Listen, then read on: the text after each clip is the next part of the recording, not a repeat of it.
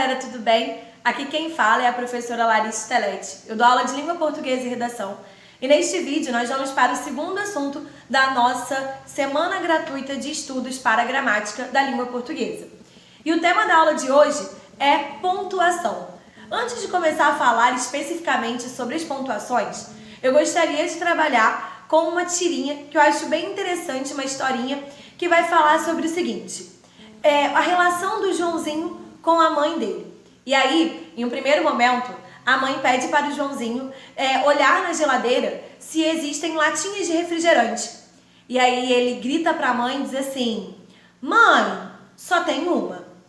E aí, beleza. Nesse caso, a gente pode observar que ele está falando com a mãe dele que só existe uma latinha de refrigerante na geladeira. Por outro lado, em outra situação, imaginem que eu pegue essa frase e tire essa pausa dela. Em vez de falar, "Mãe, só tem uma", eu queria dizer, por exemplo, para minha mãe, que mãe só tem uma de fato. Ou seja, só existe uma mãe na nossa vida e que nada vai substituí-la. Conseguem ver que agora eu não vou fazer a pausa? Então, no primeiro caso, eu grito, eu chamo minha mãe, "Mãe, só tem uma latinha."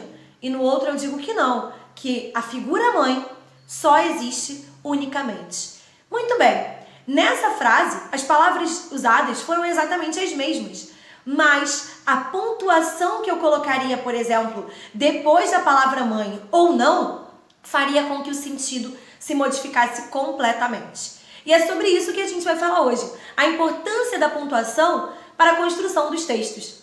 Eu sei que hoje em dia, principalmente com a escrita virtual nos meios digitais, nas redes sociais, essa parte da pontuação ficou meio negligenciada. Eu costumo até brincar com os meus alunos no presencial que às vezes a gente usa a desculpa de que nas redes sociais a gente tem uma leveza maior para escrever e tudo mais e não precisa respeitar todas as regras gramaticais para fazer aquilo que normalmente a gente realmente não sabe, que é usar a pontuação corretamente. Então eu brinco com isso, eu falo, às vezes a gente finge que esqueceu uma vírgula ali porque é um descuido, é uma leveza da linguagem do WhatsApp, mas às vezes a gente não sabe de fato como usar a pontuação corretamente e eu vim aqui hoje para ajudá-los nesse sentido. O primeiro ponto sobre o qual a gente vai falar é aquele bem famoso chamado de ponto final. É o ponto que de fato encerra uma oração, encerra uma sentença. Então, em um primeiro momento, nós usamos ponto final quando uma frase ela está toda completa, do ponto de vista sintático, ou seja, todos os elementos funcionam corretamente ali dentro, e do ponto de vista semântico, ela faz sentido. Quando eu digo, por exemplo, "eu vou ao parque", nesse caso, a frase já está completa. Eu entendo o que ela diz e ela também tem toda a sintaxe sendo compreendida e funcionando. Perfeito. Agora imagina o seguinte: quando a gente está lá lendo aquela legenda grandona do Instagram, os nossos amigos adoram, fazer o textão, aquela legenda maneira que a gente passa, só curte a foto, não lê, mas pare para ler antes de curtir a foto. Normalmente nesses casos, vocês vão ver que quando as legendas são muito grandes, se nós não colocarmos o ponto ali final, é muito provável que a gente se perca na leitura.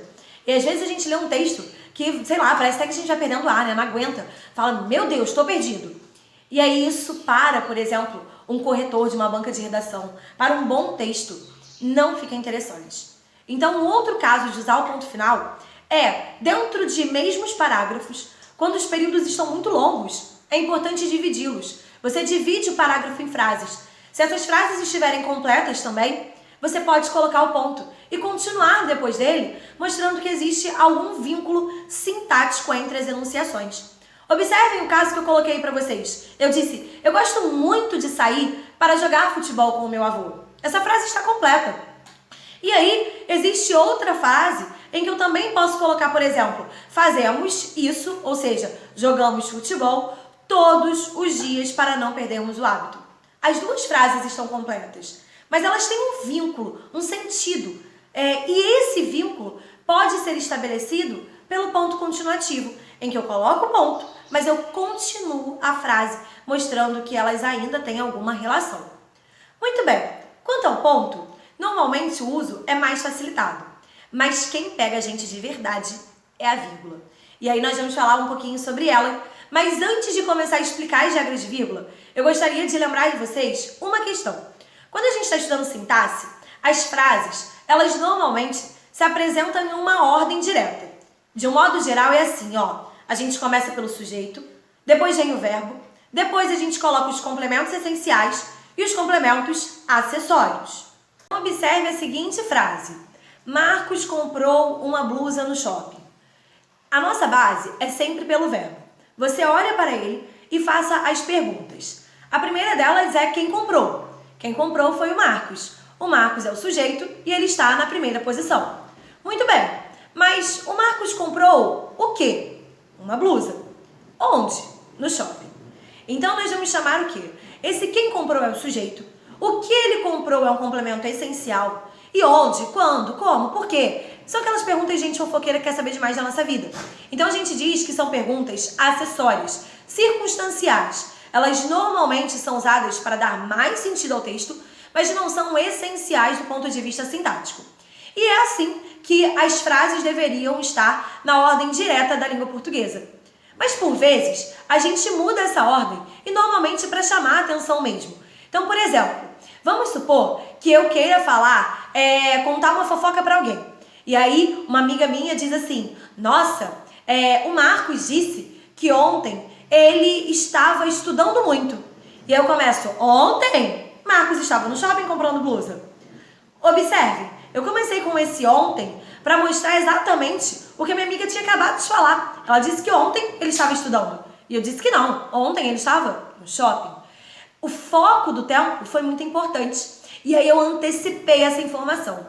Quando eu fizer isso, quando eu quiser inverter a ordem sintática, eu marco pela vírgula. Entenderam? Então a ordem direta é sujeito, verbo, complementos essenciais, complementos acessórios. Quando eu quiser inverter essa ordem, eu coloco a vírgula para marcar a inversão. Muito bem. Observa no caso que eu coloquei para vocês. Ontem eu saí cedo do trabalho. A frase seria saí. Quem saiu? Eu. Saí de onde? Do trabalho. Quando? Cedo e ontem. Muito bem. Então a frase deveria ser eu saí cedo do trabalho ontem. Mas observem que eu antecipei uma informação. Quando eu antecipo essa informação, ontem eu saí cedo do trabalho, eu marco pela vírgula normalmente. Agora volta o caso que eu usei para iniciar o vídeo. Lembra que eu falei lá do Joãozinho, falando com a mãe dele? Fala, mãe! E a gente faz isso o tempo inteiro, não é? Mãe, então a gente chama o dia inteiro se deixar.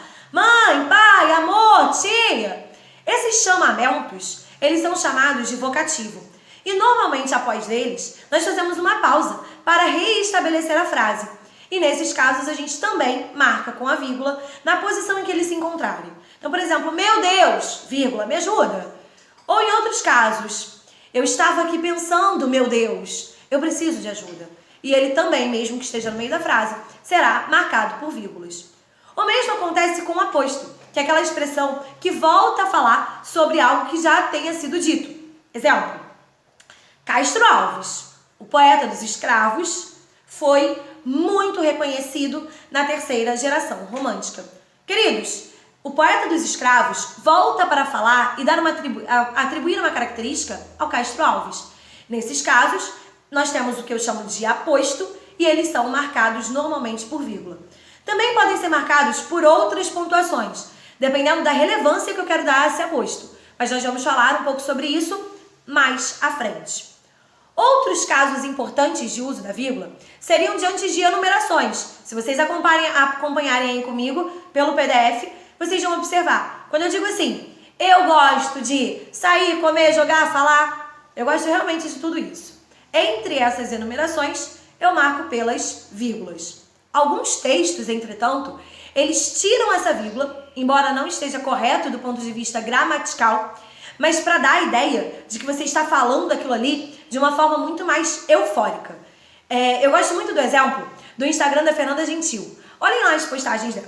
De modo geral, quando ela quer dizer sobre a rotina, o dia a dia, que tende a ser muito pesado, a gente faz muita coisa, ela vai lá e suprime, tira as pontuações. Não porque não saiba pontuar, mas para dar essa ideia de ler de uma forma mais corrida. Então seria algo do tipo, eu gosto de sair, correr, comer, cantar, falar, nossa, é muita coisa.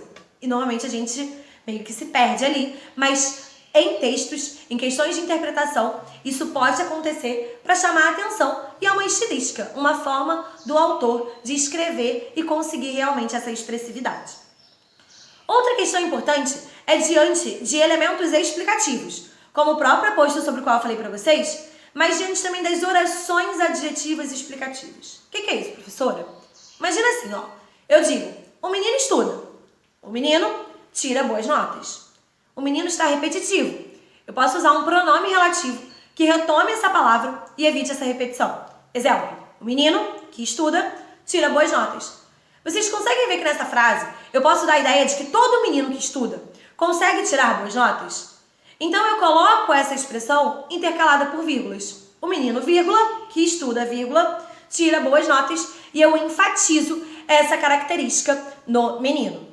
Mas existem outros casos emblemáticos de uso de vírgula. Acompanhe aí comigo. Diante de orações coordenadas. Prof, o que é oração coordenada? É quando assim, ó, eu tenho duas frases, duas orações, mas que elas quiseram se somar para atribuir um novo sentido. Elas existiriam sozinhas. É tipo quando a gente namora, sabe? O que é o namoro? Namoro que dá certo. Quando você tá super bem, pleno, tranquilo, sozinho, não é assim?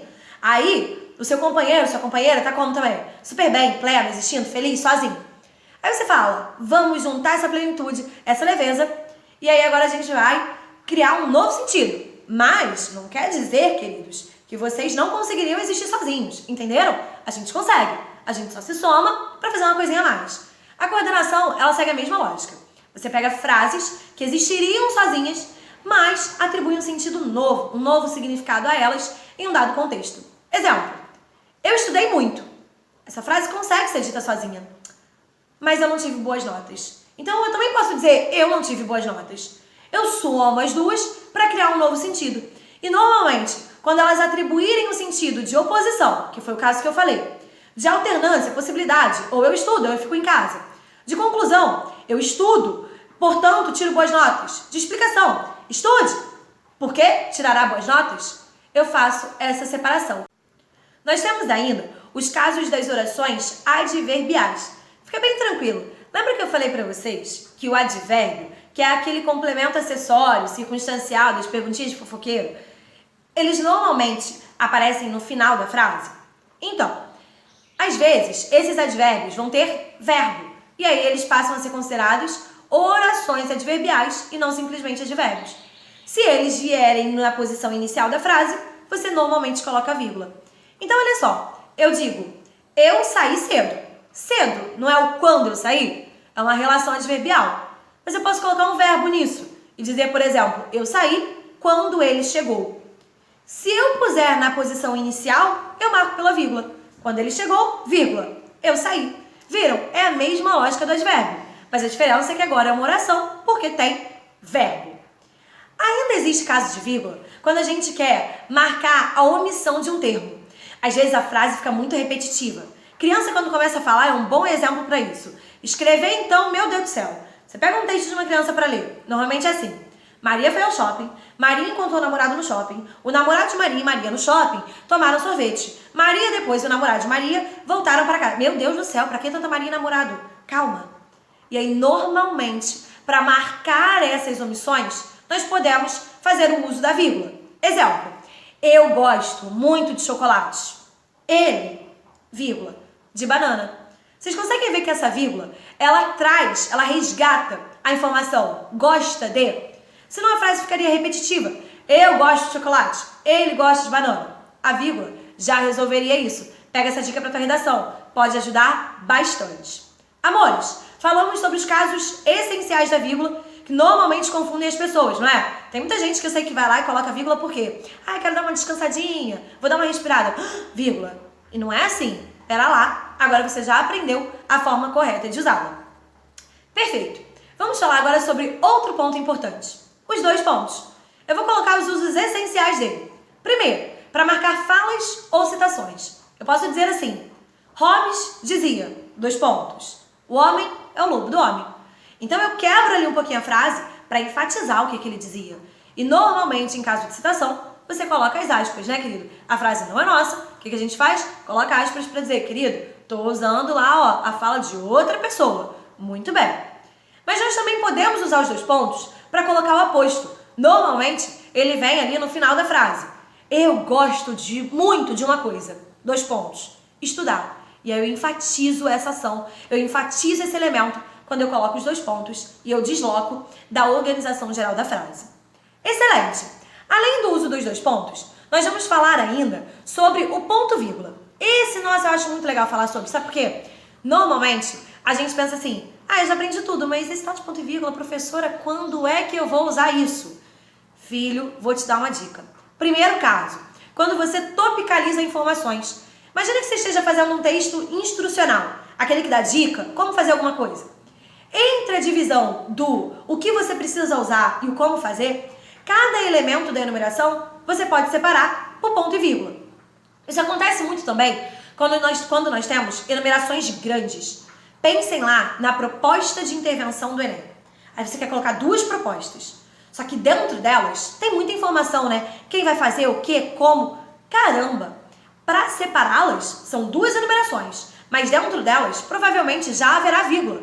Por quê, prof? Porque elas já são muito grandes. E aí, para dar a ideia de que realmente elas existem, elas são enumeradas, você faz essas enumerações longas separadas por ponto vírgula. Fica mais fácil para não confundir o leitor e ele conseguir realmente se orientar. Para fechar agora, nós vamos falar sobre o travessão. Bem tranquilinho, amores. Vou trazer 2 casos para vocês. O primeiro deles é quando a gente usa o travessão para marcar o início de fala. Eu digo assim, ó, Maria disse, 2 pontos, linha de baixo, travessão. Venha comigo, querido. Perfeito. Usei o travessão, marquei essa fala. E o outro caso é diante de relações explicativas, aposto explicativo ou as orações também explicativas. Lembra lá do caso do Castro Alves? Castro Alves, o poeta dos escravos, foi um líder da 3ª geração romântica. Eu falei que a gente poderia colocar com vírgula, lembra? A vírgula pode separar relações explicativas. Mas imagina que agora você não quer só falar, querido, essa informação é muito importante. Se ela for muito importante, você grita. Só que você não tem como gritar na escrita? Claro que tem. O que você faz? Pega a vírgula e substitui por travessão. Travessão chama mais atenção, é mais visual e ele vai conseguir destacar essa informação.